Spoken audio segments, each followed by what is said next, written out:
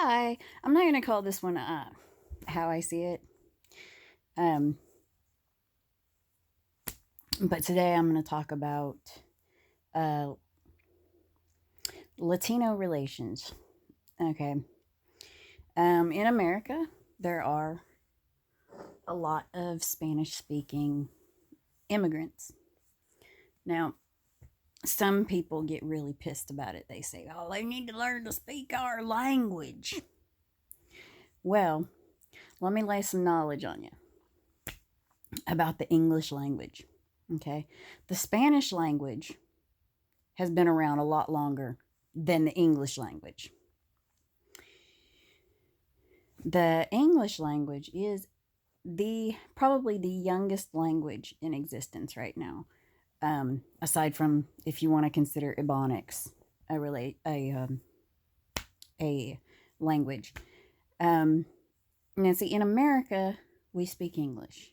Most schools will put in the curriculum that you need to take. I know in Arkansas, it's 2 years of a foreign language. I took 2 years of French and 2 years of Spanish. Now, the thing about that is it's not very immersive to take a Spanish class in school. I mean, you learn the simple stuff, but you don't really learn how to talk to people from another country. And also, in Spanish class and in French class, you speak slowly, um, which I actually know how to say in Italian. And if you say it in Italian to a Spanish person, I've noticed that they kind of get it, what I'm saying. I'll say, parle più lentamente, per favore, you know, um, because Italian and Spanish are so similar. French is very similar too when you see it wrote down, but when you're speaking it, you're using your uvula so much that it's different. So catching some of the words is kind of hard. But English is actually the hardest language to learn. And that's mainly because we English is like a melting pot of languages. You've got words like phone and physical and physics, that start with ph, and the ph is the letter phi from Greek. So we've got that element in a lot of our words. And that doesn't mean that the word phone is Greek. It just means that, we take that ph for the F sound. And you've also got stuff like psychic, psalm, uh, that are not really. I don't think that those are English put that together.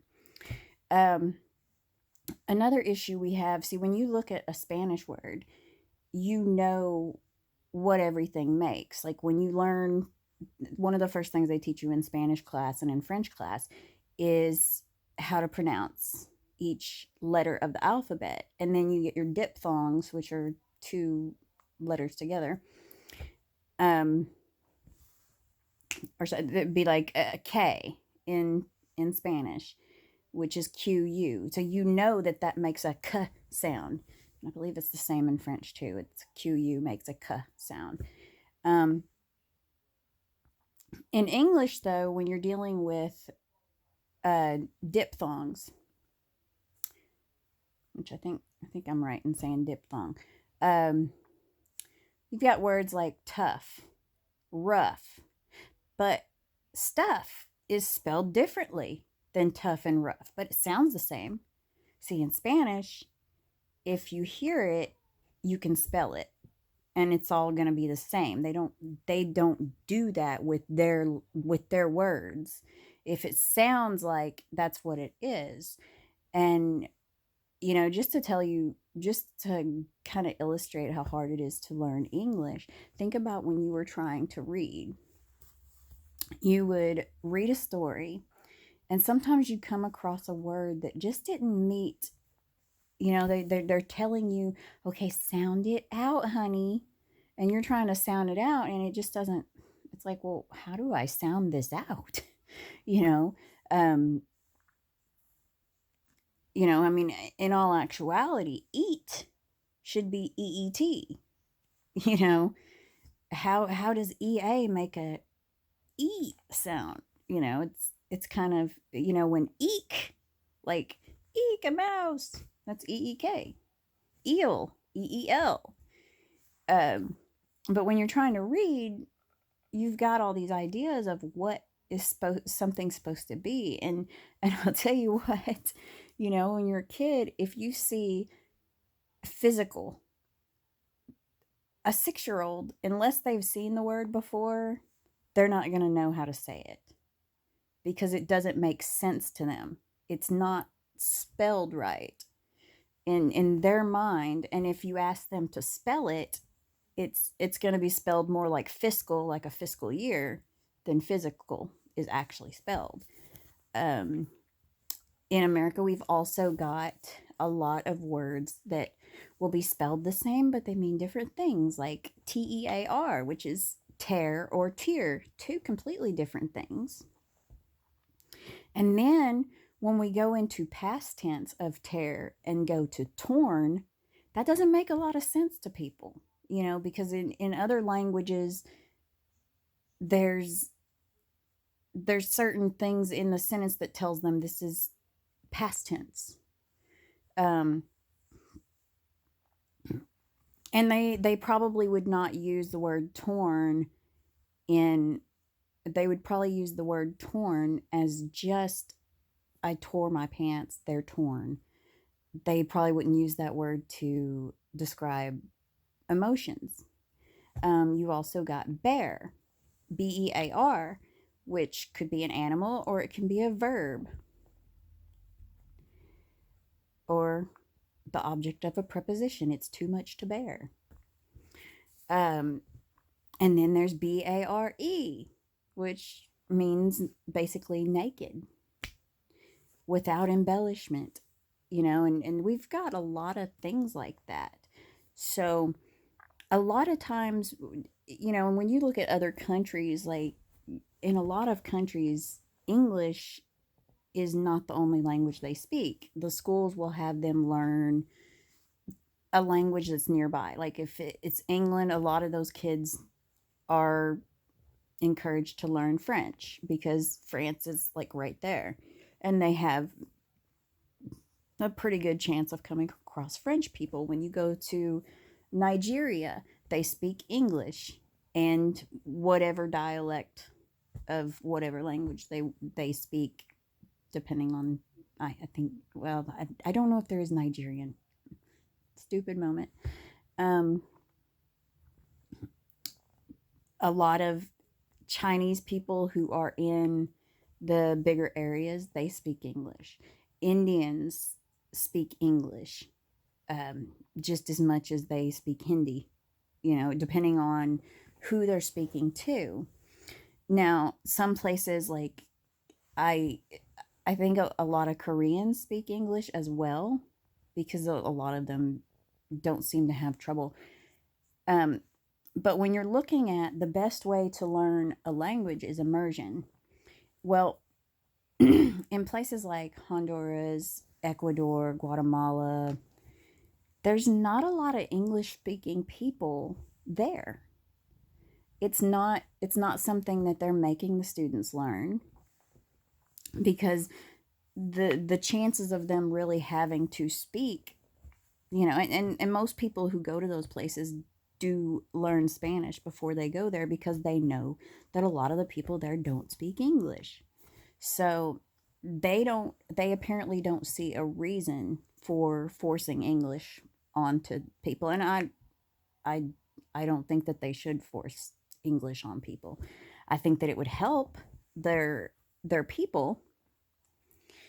Um so these people, they come to America, and a lot of times when they get here, like if you come legally, you're typically sponsored, and so you are going into a home where they speak Spanish, and chances are they're not going to force English on you, um, unless there's somebody who says like I met a Guatemalan who his children, even though him and his wife were both Latino, their children didn't speak Spanish.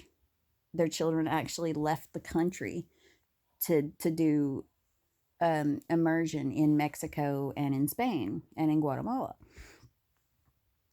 So he saw the point of not he didn't want his kids to not speak English when they got to school, because that is a problem with a lot of our school, is these kids coming in that don't speak English because their parents don't speak English. Um and and the thing is it's not that. A lot of times when you're talking to somebody who is Latino, don't think that they don't understand you. They might understand you just fine. You have to look at things in the concept of, say you are traveling to France and you've come across somebody who doesn't speak English. So you grab out your little book that tells you how to say something, which thank God for Google Translate these days. But say you don't have service, so you can't look on Google Translate. You've got to look on your guide. And you see the sentence that you need to say. And you've got a pretty good idea of how to say things. So you say something to the person and they laugh at you because you've said something stupid. I mean, they're always showing it on shows and stuff where somebody will say something really stupid. Because you look at, in Spanish, dollar and pain, it's real easy to uh, say those wrong, to flip them to where you may not be saying dollars, you might be saying pain. So when you think of how embarrassed you'd be to say some of the things that you see, like when you see the translation of what somebody is saying to a native speaker, and you're laughing because you're thinking, oh, that's so funny. Well, you don't want to be that person. You don't want to be that person who says the wrong thing. And the other people are kind of laughing at you because you said something stupid. Well, that's how a lot of people who are here, especially if they're only around Spanish speaking people, they don't have somebody to say, hey, how do I say this? And so that would lead them to be fairly shy about speaking to a native speaker because they don't want to say it wrong. I remember my daughter, when she was reading a book, this was probably around the time she decided she liked Latino boys, but she was like 6, 7 years old. And she was reading a story, and I kept hearing her talk about the main character, Juanita. And I was like, Juanita? And I was like, that's not, no, that's Juanita. And we had a good laugh about it. Well, that's how people feel. My son-in-law the other day was talking about my daughter needed to wash the dishes, and he didn't, I don't, he picked the word shower instead of wash. And I didn't laugh at him. I mean, I thought it was funny, but I was like, no. It took me a minute to figure out what he was trying to say to her. And so I was like, oh, okay. Well, the thing is like, if you're afraid you're going to say the wrong thing, and you're afraid that people are going to make fun of you for it, it makes you very self-conscious about speaking it. So the next time you want to say, oh, well, they need to learn to speak our language. Well, attempt to learn a language. I mean, seriously, not theirs, and I wouldn't say learn Spanish so that you can speak their language. No, I say learn Spanish, French, German, Italian, Russian. Try to learn one of those, any of them. And then, I mean, it's not easy because you're thinking in English. Also, remind yourself that they were not fortunate enough to be born in America. If you feel like America is the greatest country in the world, they unfortunately were not born here.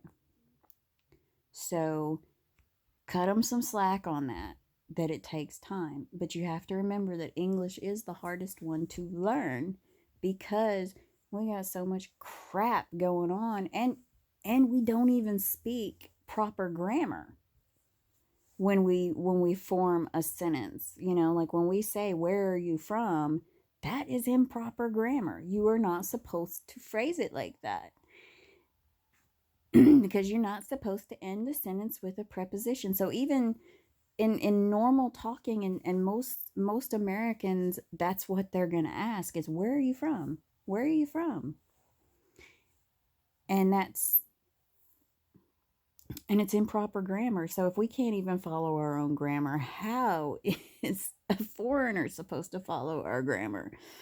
Because I mean, even Indians who are, even other foreigners who are raised with English as the English is stressed as much as anything else in their their country wants them to know it to help them,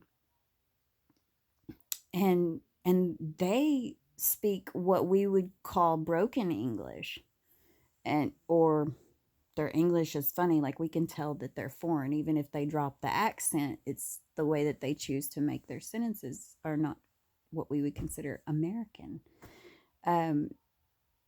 You also have to look at the fact that a lot of these people that come here, they have an education, they can do things, but since nobody's really helping them with English, like if they're not taking classes, and even if they take classes, that's not immersion.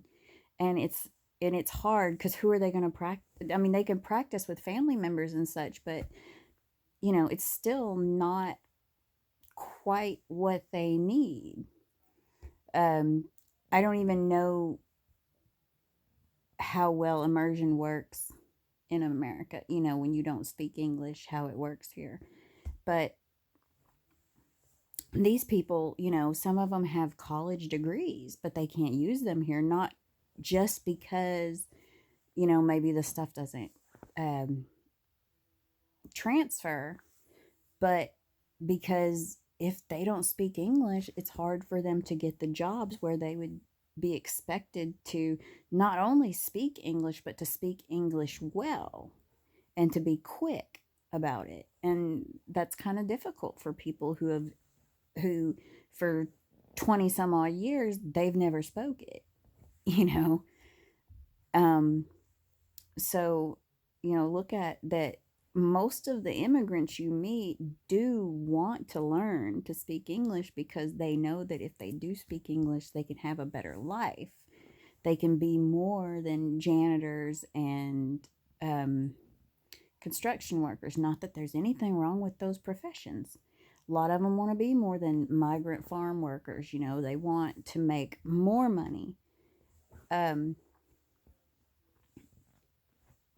So a lot of them do want to learn English. So I say, when you come across one of these people, don't get irritated with them. It's not their fault. And if we ain't picked up their language, then it obviously it's not that easy. I can sit there and watch Russian TV all day and I don't know Russian. I have to read the subtitles. I mean, I know Privyet, and Das Vidanya. I know a few things, but nothing that would get me, if I was just dropped there. It'd take me forever to learn the language, and especially when you look at the letters. But even so, Russian's easier to learn than English. So your best thing is to speak English. If you don't know Spanish, speak English. Be nice. And if you have to resort to charades or drawing pictures or dumbing something down, it's still helping them to learn the language. I mean, it does actually help them as long as you don't treat them like a fucking idiot. But you can teach them certain things, And if they say something wrong, don't hold it against them. Just correct. Just say, "Oh, no, no, no, that's not how you say that." Say it like this. Um, because, like I said, most of these people, they want to be able to interact with people. Um, they want to be good neighbors, good citizens, hard work. They're hardworking and everything, and they want. They don't expect us to learn their language, even if it seems to some people. Some people are like, oh, they want to force it on us. No, I don't think that they do. I really don't think that Latino people come to this country and say, well, I think everybody should learn Spanish to deal with me. No, I think that they would like it if more people spoke Spanish. Um, I think that they would like that, but I mean, yet Americans go all over the place and expect people to speak English to us, even though we're in somebody else's home. So that's kind of crappy of us to expect that. So especially if you live in the South, you've always heard of Southern hospitality and being neighborly. Well, I mean, if Latino people move into your neighborhood, those are your neighbors. Those are the people who, if you go on vacation, they might be somebody you can ask to feed your dog. You know, they might be people who would say, I ain't seen that car there before.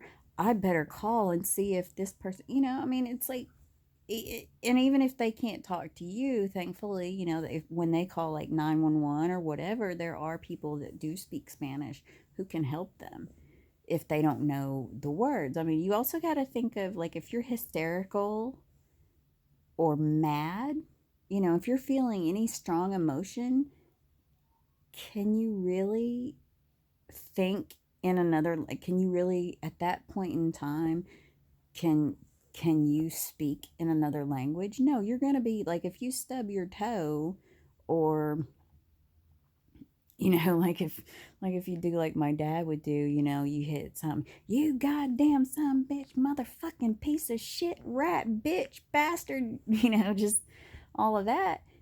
When you're in a state like that, are you going to speak in a foreign language, or are you going to speak in your first language? You're going to speak in your first language. So, especially if they get upset. But, like I said, I mean, a person doesn't have to speak English to be a good neighbor, to be a benefit to you, as, oh, they're trying to, I mean, it's all about the human struggle, and we always have to remember that um America was set up for people to have a better life. Uh, Irish immigrants came to America mainly because they were starving to death in Ireland. Well, it's the same in a lot of Latino countries. There's not a lot of work. People are starving. They're working themselves to death and not able to support themselves. They're just coming here for a better life. It's not their fault that their education did not include learning English. It's not their fault if they worked from sunup to 10 p.m. at night, from 4 a.m. to 10 p.m., and they didn't have time to learn it on their other time. It's not their fault if they were born in a place where internet didn't exist for them to learn the language, or if they didn't have anybody to practice on. That's not their fault. And it's not their fault when they get here if they don't know people who can help them. But the last thing you need to do is treat them like they're being assholes because they don't have the knowledge that we were practically born with. So there you go. That's how I feel about all that.